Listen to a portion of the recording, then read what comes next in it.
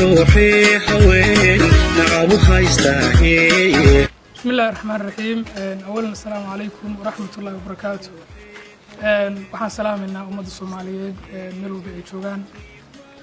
waxaan raggan ka hadli rabnaa insha Allah taala arrin saameyn bulshada Soomaaliyeed ku reebtay oo arrin fuxshi ahayd oo loo geystay gabar walaasheen ah caasho oo ahayd arrintaas kufsi.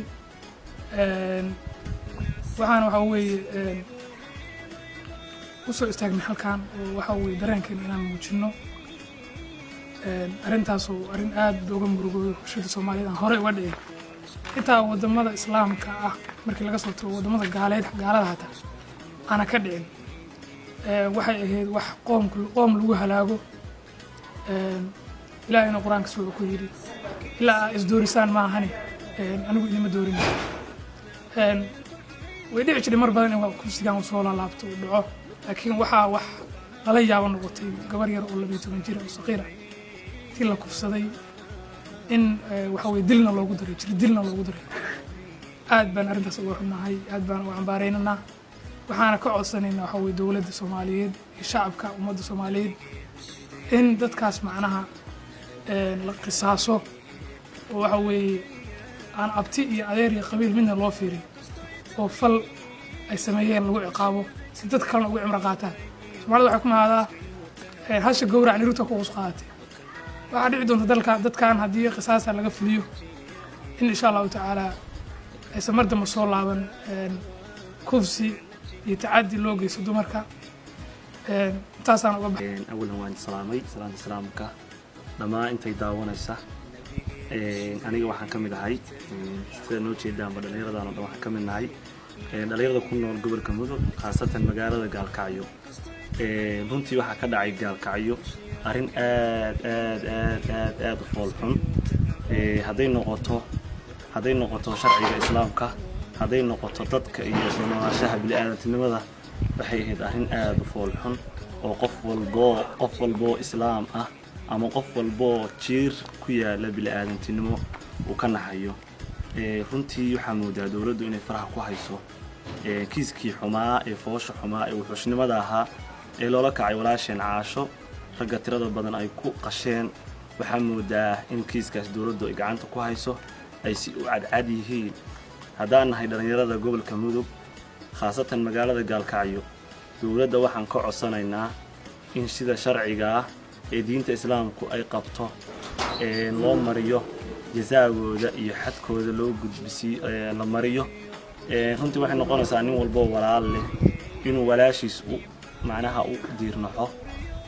midalan ka soo qaad marka adiga walaasha xil ay nimanka laga qaado oo jazaagooda la mariyo oo xaddiga laga oofiyo haday noqoto qisaas iyo haday noqoto in la rajmiyo haday noqotoba walaasha waxay ku maraysaa magaalada si fiican bay ku maraysaa. waxay nabad qabtaa waxay og tahay ninkii taabto korkeeda taabta inay runtii wax laga oofinayo xad ayadoo nabad qabtay magaalada ku marayso. laakiinse haddii nimankaasi la sii daayo oo aan waxba loo geysan oo ay magaalada ku maraan oo qabiil iyo wax daran loo leexsho runtii waxay noqonaysaa in magaalada ay dumar ku harin waxay noqonaysaa in dadku kala guuraan. marka waxaan leeyahay waxaan ka codsanayaa dadka islaamka khaasatan degan magaalada Gaalkacyo iyo dawladda waxaan ka codsanayaa nimanka xadkooda in laga oofiyo. waxa weeye culimadu badankood waxay sheegtay nimanka in la dilo oo waliba lagu cimro qaato magaalada la suro. waxa weeye in sida loo oofiyo. Assalaamu calaykum waraxmatullaahi wabarakaatuh. salaam kadib waxaan ka hadlaynaa annaga dhalinyaradan walaalahay ah waa kufsigii tacdiga funka ee loo geystay walaashan Caasho. wax runtii aad looga xumaado in mataqaana magaalada Gaalkacyo uu ku soo laabto kufsiga tii noqon lahayd degmooyinka Gaalkacyo oo dhowr jeer ka dhacay magaalada Gaalkacyo. waxaan aad iyo aad uga xunnahay in mataqaana tacdiga Puntland gaar ahaan magaalada Gaalkacyo. waxaan nahay dhalinyaradii magaalada Gaalkacyo. waxaan rajaynaynaa insha Allah in mataqaana maanta gabadha yartaa mataqaana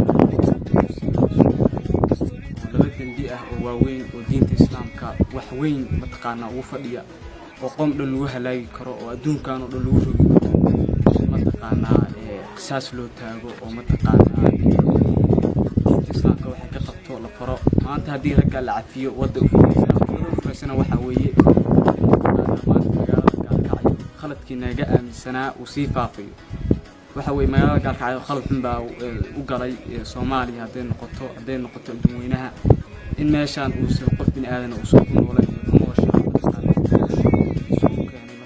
magaalada waxaas waa inaan beedinaa oo aan mataqaanaa ka soo horjeesanaa oo aan tusnaa inay magaalada gaalkacyo ku nool yihiin dad mataqaanaa dimiir leh oo mataqaanaa dhiig leh oo wax dhanqan kara ma aha gaalkacyo inay ku nool yihiin dad mataqaanaa wuxuusha waxaan ka codsanayaa dowladda in waxaan rajeynayaa in ragga gacanta lagu soo dhigo howlgalkii waa la bilaabay waxaan rajeynayaa in mataqaanaa howlgalkana lagu taageero ciidanka amniga Puntland marka waxaan rajeynayaa in dowladda Puntland diinta islaamka waxay ka qabto soo taageerto islaamka meel waadix ah shaarica ay dadka dhan wada arkayaan in mataqaanaa lagu joogto ama lagu daldalo assalaamu calaykum